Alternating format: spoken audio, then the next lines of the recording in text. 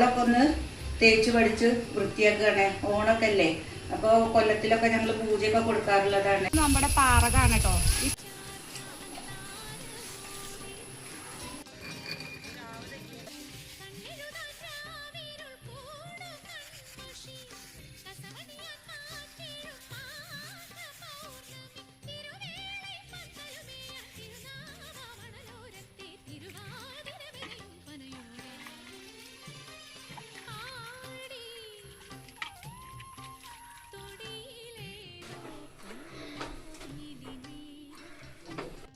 ചാണകമാണ് കേട്ടോ ഇട്ട് പഠിക്കണത്.